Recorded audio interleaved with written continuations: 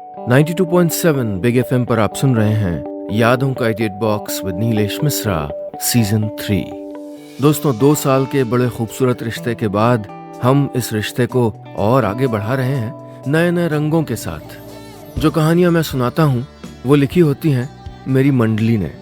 जी हाँ, एक राइटर्स की मंडली है जिसको मैं ट्रेन करता हूं, जो बम्बई और भारत के कई और हिस्सों में रहते हैं। मैं उनकी मदद करता हूं बेहतर से बेहतर कहानियां लिखने में और फिर उन्हीं कहानियों को आपके सामने पेश करता हूं। मैं आपको सुनाने जा रहा हूं बसंत राज सिंह की लिखी कहानी हैप्पी न्यू ईयर। बीमारी से ठीक होने के बाद जब घर से अपने नौकरी स्थल मुंबई लौटने की तैयारी शुरू की तो बेहतर यात्रा और अच्छी सेहत समृद्धि के ख्याल से माँ ने पंडित जी से पंचांग दिखा के यात्रा मुहूर्त निकलवाया।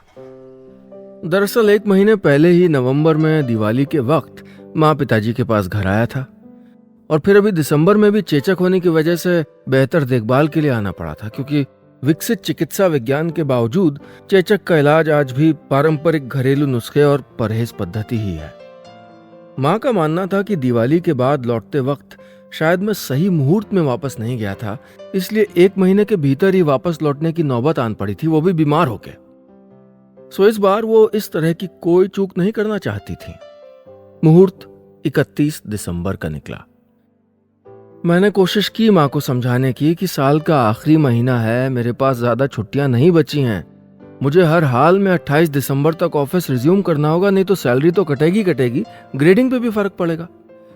लेकिन माँ अपने निर्णय पे अविचल थी।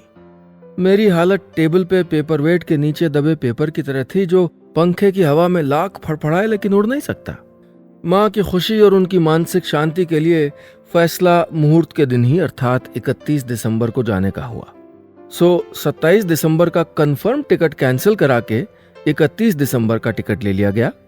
वेटिंग 35। पटना के राजेंद्र नगर टर्मिनल से सुबह के 10:30 बजे मेरी ट्रेन थी मुंबई के लिए। कायदे से मेरे शहर से पटना की दूरी बस 2 घंटे की है, लेकिन पिताजी की हिदायत यह थी कि इस सफर में हमेशा 1-2 घंटे का मार्जिन रखना चाहिए, इसलिए यात्रा वाले दिन सुबह 6 बजे कड़ाके की ठंड में कोहरे में ही अपने शहर से पटना के लिए निकला। कोहरे में एहतियातन स्लो चलने की वजह से पटना पहुंचने में लगभग 3 घंटे लग गए। 9:15 बज रहे थे। ट्रेन छूटने में भी 1.5 घंटे बाकी थे, सो पटना जंक्शन पे महावीर मंदिर से हनुमान जी के दर्शन करने चल दिया। पटना महावीर मंदिर में भगवान के दर्शन के साथ साथ वहां प्रसाद के लिए मिलने वाले तिरुपति के कारीगरों द्वारा बनाए गए लड्डू भी बहुत बड़ा आकर्षण होते हैं। मैंने कुछ मुंबई के दोस्तों के लिए ले लिए। 10 बजे के आसपास राजेंद्र नगर टर्मिनल पहुंचा। ट्रेन यहीं से बन के चलती थी, इसलिए उसका स्टेटस जानने का कोई विशेष औचित्य नहीं था। फिर भी इंक्वायरी काउंटर पे पूछा तो जवाब आया 3 घंटे विलंब। मुझे लगा शायद उसने किसी और ट्रेन का बताया हो मिस्टेकली, तो मैंने दोबारा पूछा, ट्रेन नंबर 2142 का क्या पोजीशन है? बोला ना 3 घंटे विलंब है। मेरा रिएक्शन ठीक वैसा ही था जैसा किसी बल्लेबाज ने गेंद को सीधी जाते समझ के छोड़ दिया हो और वो अचानक टर्न करके विकेट ले गई हो। दरअसल अच्छे मुहूर्त के अनुसार यात्रा करना, ऊपर से हनुमान जी का आशीर्वाद साथ होने की सोच के मैंने ऐसी बिल्कुल उम्मीद नहीं की थी, लेकिन मेरा सफर जैसे किसी और ही रास्ते पे चल पड़ा था। 92.7 बिग एफएम पर आप सुन रहे हैं यादों का edit box with Nilesh Mishra season 3। दोस्तों, आज की कहानी में अब तक आपने सुना कि कैसे कहानी का नायक अपना 27 दिसंबर का कंफर्म टिकट कैंसिल करा के माताजी के मुहूर्त निकालने के बाद 31 दिसंबर का वेटिंग टिकट ले लेता है। अब आगे। एक अखबार खरीद के प्रतीक्षालय में न जाके प्लेटफॉर्म पे ही बेंच पे बैठ के पढ़ने लगा मैं। सभी न्यूज़, विज्ञापन, विश्लेषण पढ़ने के बाद देखा तो घड़ी में अभी भी 45 मिनट ही बीते थे। हल्की अंगड़ाई ली, बैग खोल के देखा कि माँ ने क्या क्या दिया है रास्ते में खाने को। 2-3 पोटली थी। एक पोटली को टटोला, मेरे पसंद की आटे की बनी नमकीन थी। पोटली को बैग से निकाले बिना हाथ घुसने लायक फांक बना के नमकीन निकाल के खाने लगा। बगल में एक सीट छोड़ के तीसरी सीट पे एक महिला बैठी थी। फोन पे किसी को बता रही थी कि वो ठीक से पहुंच गई हैं, टिकट ले लिया है, वगैरह वगैरह। उनके बैग पे कोई मैगजीन रखी थी। मैंने इशारों में उनसे पूछा, पढ़ने के लिए ले सकता हूं क्या? उनका जवाब इशारों में ही हाँ था। एक मंथली फीमेल मैगजीन थी। ठंड का मौसम था, इसलिए बुनाई विशेषांक था। सौंदर्य के नुस्खे, दाम्पत्य जीवन के नुस्खे, किचन टिप्स बिना रुके सब पढ़ डाला। ज्ञानवर्धक कितनी थी ये तो नहीं बता सकता, लेकिन मनोरंजन अच्छा हुआ। समय का अभाव तो था नहीं, सो लास्ट में बुनाई के डिजाइनों के ग्राफ भी समझने की असफल कोशिश की। ये तो मैथमेटिक्स के स्टैटिस्टिक्स या कोऑर्डिनेट्स के ग्राफ से भी ज्यादा मुश्किल थे। अब समझ आ रहा था कि स्वेटर बुनने को टाइम पास समझना कितना गलत था, बल्कि ये तो अच्छा खासा मानसिक और शारीरिक मेहनत का काम है। मैंने माँ का बुना हुआ, खुद पहना हुआ स्वेटर देखा। उन्होंने बड़े प्यार से सीने के बाईं तरफ एक फूल बनाया था। मैंने तब कितना नाक भौं से कौड़ा था, ये क्या बना दिया, कितना नमूना लग रहा हूं मैं। अब लग रहा है कि कितनी मेहनत की होगी उन्होंने। और तो और चौबे आंटी को 2 दिन दही बड़े भिजवाए थे, तब उन्होंने बहुत सी हिदायतों के साथ अपनी बुनाई वाली किताब दी थी। लगभग 2 घंटे बिता चुका था मैं। पानी खत्म हो गया था। मैगजीन वाली महिला को उनकी मैगजीन वापस करके जरा बैग पे नजर रखने का बोल के पानी की बोतल लेने चला गया। लौटते वक्त पूछताछ केंद्र से फिर से ट्रेन का स्टेटस जानना चाहा, लेकिन इस बार पूछना नहीं पड़ा। सामने ही बोर्ड पे लिखा था, ट्रेन नंबर 2142 6 आवर्स लेट। मैंने कैलकुलेशन किया और अंदाजा लगाया कि ट्रेन अब शाम के 5-6 बजे से पहले जाने से रही। अनमने थके ढंग से आके बैठ गया बेंच पे। एक नजर देखा, बैग सुरक्षित थे। धूप निकलने से दिन में कुछ गर्मी आ गई थी, सो एक स्वेटर निकाल दिया। मूंगफली वाले को रोक के 10 रुपए की मूंगफली ली और फांकने लगा। बगल वाली महिला से एक ब्लैक कोट वाले टीटी, 2 पुलिस वाले और एक फॉर्मल वेल ड्रेस सज्जन टिकट पूछ रहे हैं। मैंने भी अपना टिकट निकाल के ऊपर की जेब में रख दिया। टीटी का कुनबा मेरे पास आया तो मैंने मूंगफली खाते हुए टिकट उनकी ओर बढ़ा दिया। मेरी तरफ एक नजर देखा टीटी ने, बोला, sir you are without ticket. मैं जरा व्यंग्यात्मक, थोड़ी पजल्ड और थोड़ा घबराहट से हंसते हुए बोला, क्या कह रहे हैं आप, दिखाइए। और उनके हाथ से टिकट लेके मैंने देखा, ये तो 27 दिसंबर वाली वो कैंसिल टिकट थी। ओहो, मैंने 31 दिसंबर की टिकट के बदले में ये कैंसिल टिकट रख लिया था अपने पास। थोड़ी नोकझोंक होने पे फॉर्मल ड्रेस व्यक्ति ने कहा, सर आप हमारे साथ चलिए। उसके ऐसा कहते ही दोनों पुलिस वाले मेरे आजू बाजू आ गए। मैंने पूछा, कहाँ? जवाब टीटी ने दिया, रेल थाना। क्या? मैंने चौंक के कहा। 92.7 बिग एफएम पर आप सुन रहे हैं यादों का edit box with Nilesh Mishra, season 3। दोस्तों, आज की कहानी में अब तक आपने सुना कि कैसे कहानी के नायक अपनी माताजी के आदेशानुसार 31 दिसंबर की मुहूर्त पे ट्रेन से मुंबई की यात्रा कर रहे हैं, लेकिन वो गलती से अपना 27 दिसंबर वाला कैंसिल किया हुआ टिकट ले आए हैं, जिसके कारण अभी अभी टीटी ने उनको पकड़ लिया है। अब आगे। बहुत समझाने की कोशिश की मैंने, लेकिन उन लोगों के कानों पे जूं तक नहीं रेंगी। मेरी पूरी सहानुभूति आपके साथ है, but we need a ticket. Metro में अनाउंस होने वाले टेप रिकॉर्डर की तरह हर बार वो इसी तरह बज रहे थे। प्लेटफॉर्म पे ही एक छोटा सा थाना था, उसमें एक लॉकर भी था। मुझे उसमें बंद कर दिया गया। बमुश्किल एक इंसान के खड़े होने की जगह में 3 लोग खड़े थे। अब तक जो मैं सिचुएशन को कुछ लाइटली ले रहा था, अब थोड़ा डर भी महसूस होने लगा। सोचा अगर यहाँ बंद रहा तो कल मुंबई नहीं पहुंचूंगा, फिर ऑफिस नहीं ज्वाइन कर पाऊंगा और फिर सबको पता चल जाएगा कि मैं जेल में था। ओह, कितनी बदनामी। झकझोर दिया मुझको मेरी सोच ने। अगले ही पल मैं याद करने लगा, मेरे दोस्तों में या उनके रिश्तेदारों में कौन कौन पुलिस में है या लॉयर है। कमबख्त कुछ याद भी नहीं आ रहा था। लग रहा था मौके पे कुछ याद ना आने का श्राप महाभारत में कर्ण को नहीं, मुझको दिया गया है। मैंने एक बार फिर सामने बैठे अधिकारी से मिन्नतें की, सर प्लीज आप समझिए, मेरे पास टिकट है, मेरा मतलब यहाँ नहीं है, लेकिन मैंने टिकट लिया था। इस बार उस अधिकारी ने सर उठाया और बोला, पीएनआर नंबर तो बताएंगे उसका। मेरी कुछ उम्मीद बंधी। उससे पूछ के मैंने घर पे फोन दाग दिया। छोटे भाई ने फोन रिसीव करते ही सवाल दागा, कहाँ तक पहुंचे भैया? जवाब दिए बिना मैंने उसको वो संभावित जगह बताई जहां टिकट मिल सकती थी। भाई ने टिकट तो ढूंढा ही, साथ ही पूरे घर को बता दिया कि मैं टिकट भूल के चला गया हूं। पिताजी ने मेरे भुलक्कड़पन की, बचपन की आदत याद दिलाई और ये भी कि इससे पहले कब कब नसीहतें दे चुके हैं इस बारे में। सामने वो अधिकारी था तो मैंने मोबाइल का वॉल्यूम उतना ही रखा जितना मेरे सुनने के लिए जरूरी था। पिताजी को संक्षेप में सारी बातें बताई। उन्होंने तुरंत कहा कि टिकट लेके आऊं मैं? नहीं, मैंने अपनी आवाज़ को नॉर्मल किया क्योंकि मैं नहीं चाहता था कि वो मुझको लॉकअप में देखें। पीएनआर नंबर अधिकारी को बताया। उसने ऑनलाइन चेक किया, फिर मेरा पैन कार्ड देख के आइडेंटिटी कंफर्म कर ली। आइंदा ऐसी गलती नहीं करूंगा और ट्रेन आने के पहले डुप्लीकेट टिकट बनवा लूं, ऐसी हिदायत दे के उन्होंने मुझको छोड़ दिया। जान में जान आई, सांस में सांस आई और इस तरह के और जो भी मुहावरे हों वो सब आई। पानी की बोतल अब तक वैसे ही सील थी। खोला, पिया। यही बाकी रह गया था, जेल जाना। वो भी हो गया आज। ट्रेन का अनाउंसमेंट हो रहा था कि 3 नंबर प्लेटफॉर्म से जाएगी। टाइम देखा, 4:30 हो रहे थे। अरे सही टाइम पे सब कुछ ठीक हो गया। अगर ट्रेन छूट जाती, नहीं, घबरा के मैंने आगे सोचा ही नहीं। प्लेटफॉर्म नंबर 3 पे आके खड़ा हो गया। मैसेज भेज के पता किया टिकट की वेटिंग का स्टेटस। Waiting 13, chart prepared. तुरंत एसएमएस वापस आया। धत तेरे की ये भी कंफर्म नहीं हुआ। जब वेटिंग था तो किसी भी डब्बे में चढ़ूं कोई फर्क तो पड़ता नहीं था, सो जहां खड़ा था वहीं सामने जो बोगी आई उसी में चढ़ गया। यूं ही सरसरी निगाह से पूरे डब्बे को देखते हुए खाली दिखते हुए कंपार्टमेंट की साइड लोअर बर्थ यानी सीट नंबर 39 पे जाके बैठ गया। गाड़ी चल चुकी थी।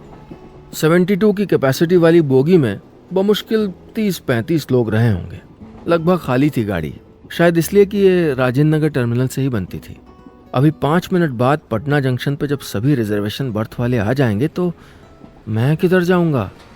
इसी उधेड़बुन और गुणन मनन में था कि गाड़ी पटना जंक्शन पहुंच गई।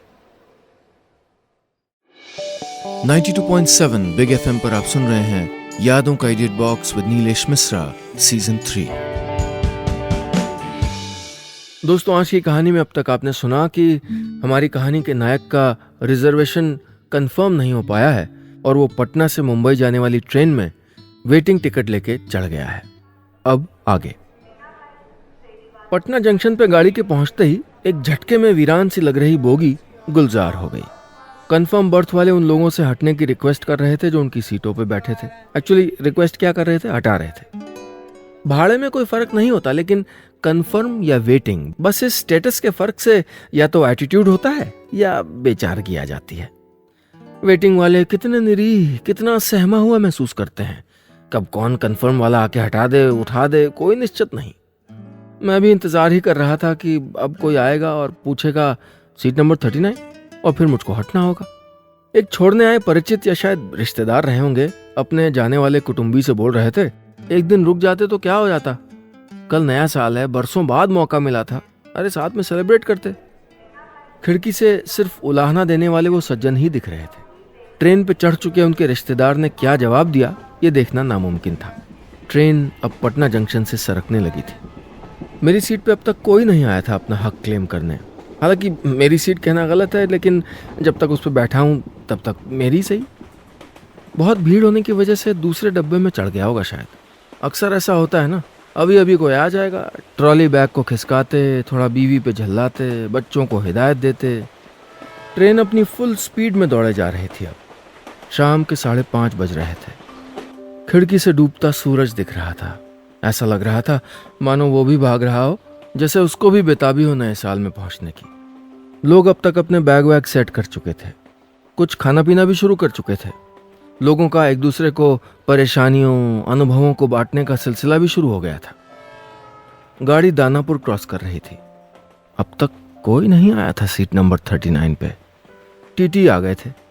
मेरे कंपार्टमेंट में एक सज्जन जो ओवरकोट पहने थे और जिनकी बड़ी बड़ी दाढ़ी थी, उनका इंटरनेट से बुक किया हुआ टिकट था, लेकिन स्टेशन पे पर्स खो जाने की वजह से दिखाने में अक्षम थे। सो वो बार बार अपनी असमर्थता जता रहे थे और बीच बीच में टीटी को ये भी बता रहे थे, आप अब्दुल हसन कलाम साहब को तो डांट रहे होंगे ना। टीटी समभाव में बिना हाँ बिना ना बोले उनको बार बार बताते रहे, आप विदाउट टिकट समझे जाएंगे, आपको नई टिकट बनानी होगी और फाइन देना होगा। एक ही पैसेंजर पे ज़्यादा वक्त जाता देख के और अब्दुल हसन कलाम के परिचय के सवालों से झुंझला के टीटी ने और लोगों से टिकट पूछना शुरू कर दिया। शायद रिटर्न चेकिंग में वो उन सज्जन का कोई हल निकाले। मैंने पूछा, सर कोई सीट मिलेगी? उन्होंने एक बार मेरी सीट को देखा, फिर बोले, वैकेंट सीट का आइडिया मुगल सराय के बाद ही लगेगा। अंधेरा हो गया था। खिड़की से झांका।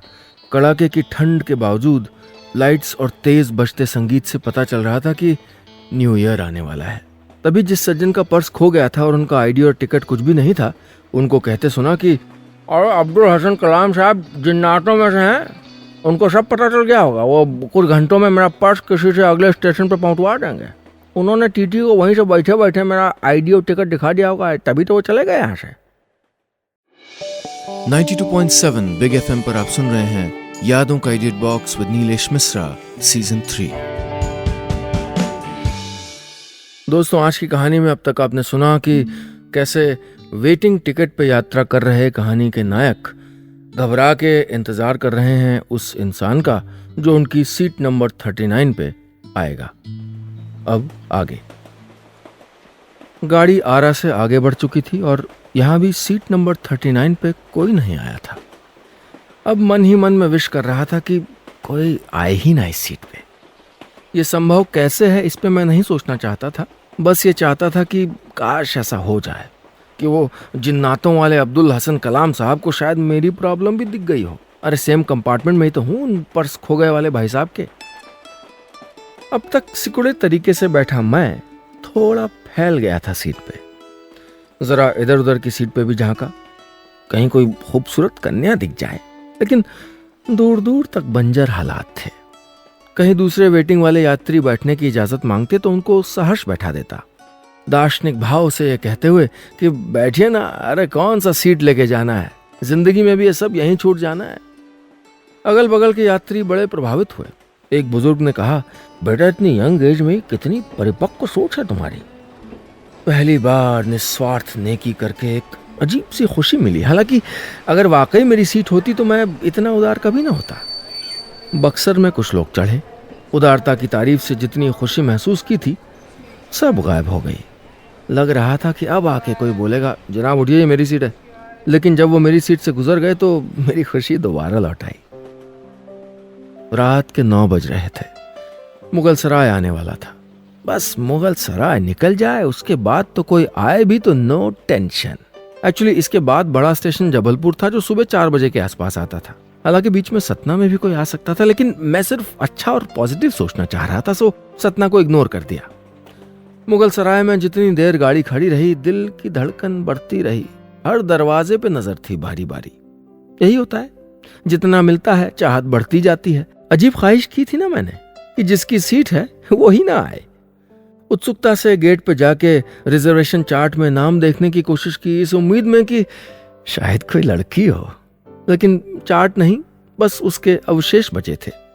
अगर यहां मुगल सराय में भी सीट वाला नहीं आया तो टीटी किसी और को सीट अलॉट कर देगा। ये ध्यान आते ही मेरी सारी उत्सुकता अचानक खत्म हो गई और मैं सीट पे बैठ गया। गाड़ी मुगल सराय से चल चुकी थी और यहां भी कोई नहीं आया।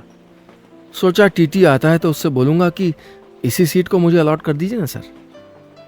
टीटी आते दिखे। मैंने उनसे कहा, सर मुगल सराय तो निकल गई, कहीं कोई सीट। मेरी बात खत्म होने के पहले ही वो बोले, completely full my friend, I am helplessly sorry. मैं ये बताता कि ये सीट नंबर 39 पे तो कोई है ही नहीं, इससे पहले वो चले गए। वो भूल गए थे शायद कि जिनका पर्स खो गया था उनको फाइन भी करना है। फर्श पे ही न्यूज़पेपर बिछा के बड़े चैन की नींद में खर्राटे लेते हुए सो रहे थे जनाब। सही भी था। अरे पर्स तो पहले ही चोरी हो चुका था, अब क्या लूटेगा जिसका डर हो। क्या वाकई जिन्नातों वाले अब्दुल हसन कलाम ने टीटी को वहीं से उनका आईडी और टिकट दिखा दिया होगा, मैंने सोचा। गाड़ी पूरी रफ्तार में चली जा रही थी। चंद घंटों में हम इस साल से निकल के नए साल में चले जाएंगे। ऐसा लग रहा था जैसे टाइम ट्रैवल कर रहे हों। मैंने भी खाने की पोटली निकाल के बर्थ पे खोल दी। इतनी खुशी और सुकून कभी ऐसी कोच में भी नहीं मिली थी जो वेटिंग टिकट में बिना किसी उम्मीद के इस बर्थ के मिल जाने से हो रही थी। बाहर पटाखों का शोर और फुलझड़ियों की जगमगाहट थी, मानो मेरी ही खुशी का जश्न हो। 92.7 बिग एफएम पर आप सुन रहे हैं यादों का edit box with Nilesh Mishra season 3। दोस्तों, आज की कहानी में अब तक आपने सुना कि कैसे वेटिंग टिकट पे यात्रा कर रहा हमारी कहानी का नायक इस उम्मीद में है कि काश सीट नंबर 39 जिस पे वो कब्जा करके बैठा है उस पे उसका असली हकदार रात भर आए ही ना। अब आगे। नींद खुली। खिड़की से बाहर सरपट भाग रहे पेड़ों, पहाड़ों पे धूप खिलने से पहले की लाली थी। फोन देखा, दोस्तों के मिस्ड कॉल और मैसेजेस थे, हैप्पी न्यू ईयर कह रहे थे। सब कुछ नया सा लग रहा था, जैसे पुराने को पीछे छोड़ आया हूं।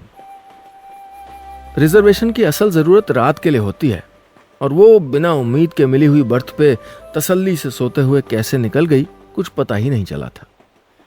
पहली बार गुजरे 24 घंटों के एक एक लम्हे का एहसास साथ था।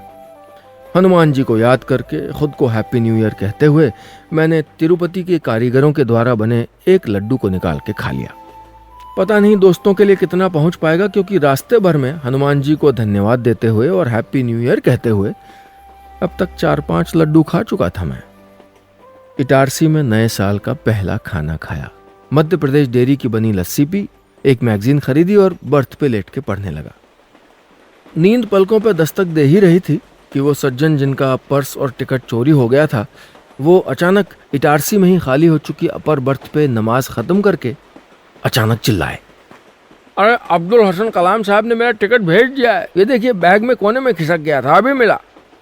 साहब जिन्नाटों वाले अब्दुल हसन कलाम साहब की मेहरबानी है, देखिएगा पर्स भी मुंबई पहुंचने से पहले ही मिल जाएगा।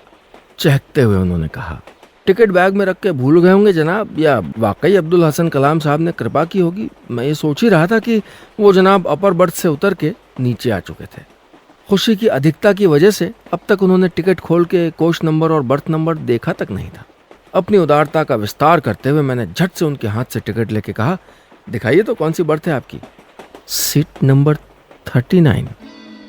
मैंने उनको तुरंत टिकट लौटाते हुए कहा, प्रिंटिंग क्लियर नहीं है, कुछ समझ नहीं आ रहा। जनाब मेरी बर्थ, मतलब वो अपनी बर्थ यानी कि सीट नंबर 39 के पास आके खड़े हो गए और बोले, आपने तो जाहिर ही नहीं किया कि आपकी सीट नहीं है। पहली बार ध्यान से देखा, जनाब लगभग मेरी ही उम्र और कद काठी के थे, बस मैं क्लीन शेव था और उनकी दाढ़ी थी। मुझे समझ में आ रहा था कि सेम एज और कद काठी की वजह से टीटी ने मुझे ही इनको समझ लिया था, इसलिए मेरे सीट के लिए बार बार पूछने पे अजीब लुक से मुझको इग्नोर करता जा रहा था। गाड़ी पूरी मुस्तैदी से अपनी रफ्तार में थी। ऐसा लग रहा था कि जैसे ड्राइवर को भी नए साल की किसी पार्टी में शामिल होना हो। मौसम की बढ़ती हुई गर्माहट बता रही थी कि महाराष्ट्र की सीमा में प्रवेश हो चुका था, या फिर ये गर्माहट सीट खोने की वजह से सिर्फ मुझको ही महसूस हो रही थी, मालूम नहीं। सीट नंबर 39 पे वो जनाब अच्छे से पसर चुके थे, जैसे कि सीट की पूरी कीमत बाकी बचे हुए सफर में ही वसूल करनी हो।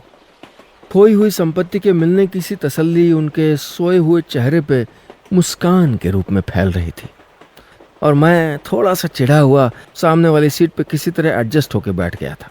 इनको टिकट कुछ घंटों बाद नहीं मिल सकती थी क्या? तनाव दूर करने और मूड अच्छा करने के लिए मैंने हनुमान जी को याद किया, मुस्कुराया, उनका धन्यवाद दिया, उनको हैप्पी न्यू ईयर कहा और खिसिया के एक लड्डू और निकाल के खाने लगा। बस इतनी सी थी कहानी।